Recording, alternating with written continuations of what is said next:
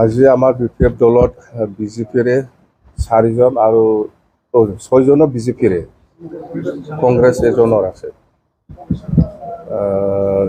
Total 6জন সোমালে আমাৰ পাৰ্টিত।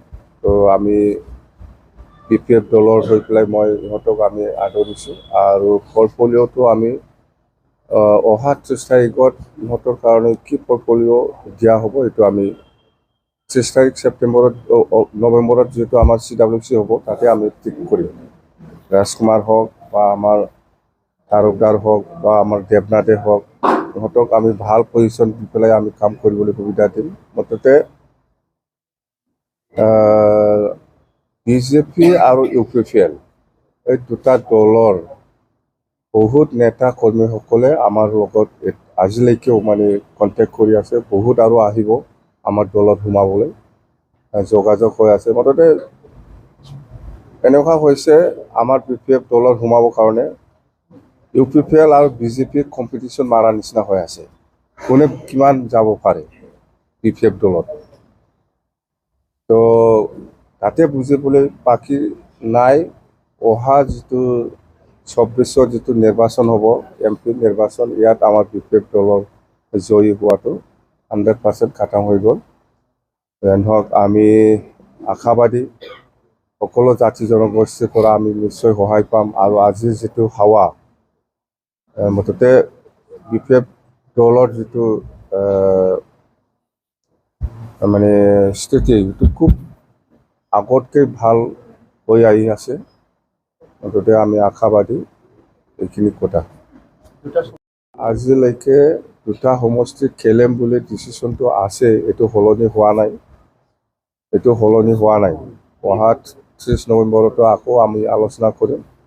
মুঠতে দুটা সমষ্টিত MP খেলাটো আমাৰ মানে সলনি হোৱা নাই, আমি খেলিম।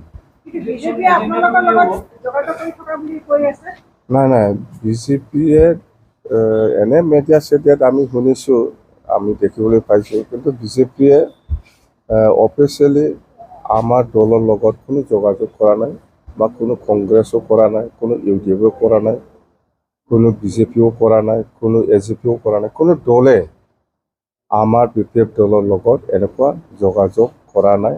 আৰু আমাৰ দলত অলৰেডি ডিচিশ্যন লোৱা আছে যে আমি কোনো দলৰ লগত মিত্ৰতা নকৰি পেলাইহে আমি ইলেকশ্যন খেলিব, MP ইলেকশ্যনটো। এইটো স্পষ্ট। নাই, মই কৈছোঁ না, আমাৰ লগত কোনো অফিচিয়েলি এনেকুৱা যোগাযোগ নাই আৰু কৰা নাই।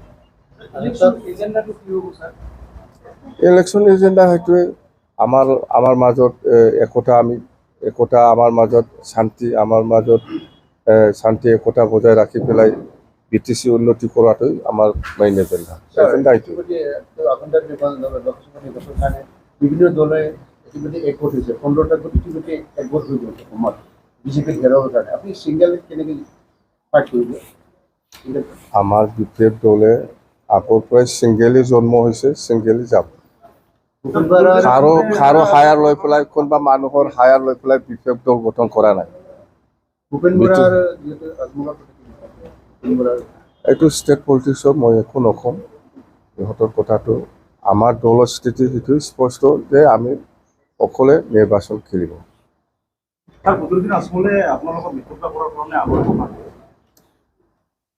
আজমল ক'ব পাৰে, মইতো কোৱা নাই না। কোনোবা দলে কিবা ক'ব পাৰে, কিন্তু আমাৰ দলৰ কোনো নেতাই কাৰো লগত যোগাযোগত নাই আৰু কথাও পতা নাই। মাৰ্চত ডিক্লেয়াৰ দিব, মে' মাহত, যিহেতু মাৰ্চত ডিক্লেয়াৰ দিম।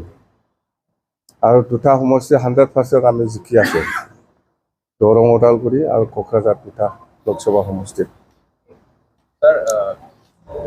বিজেপিয়ে ওদালগুৰি দৰংটো বিধায়কক এৰি দিব আৰু কোকৰাঝাৰটো UPPL বিজেপি খেলিব, ওলাই আছে। আমাৰ লগত কোনো এলায়েন্সে নাই বিজেপিয়ে, আমাক কেনেকৈ চিট এৰিব? আমাৰ দলৰ লগত কোনো এলায়েন্সে নাই, বিজেপিও নাই, কংগ্ৰেছো নাই বা UDFও নাই। কেনেকৈ চিট এৰাৰ কথা আহিব?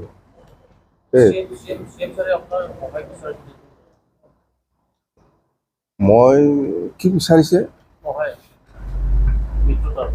ময়ো শুনিছোঁ, কিন্তু এনেকুৱা ফেচ টু ফেচ কথা পতা হোৱা নাই। কথা পাতিলে হৈ যাব নেকি? দলৰ সিদ্ধান্ত কি আছে সেইটোহে হ'ব দেই। তাৰ কোকৰাঝাৰ জিলাৰ যে সভাপতি আছিল ৰাজকুমাৰ ব্ৰহ্মগাদে আকৌ আজি আহিলে ৰাজকুমাৰ আমাৰে মানুহ, আগত আমাৰ মাজত ভুল বুজাবুজি হৈ পেলাই সি বিজেপিত গৈছে, আকৌ আমাৰ দলত আহিছে, ভাল কথা, আমি একেলগে কাম কৰিম। আমাৰ ইণ্টাৰেষ্টটো হ'ল BTC উন্নয়ন হ'ব লাগে, বাছ। পুৰা ভালকৈ চলি আছে আমাৰ প্ৰিপাৰেশ্যন দেই। হ'ব, থেংক ইউ।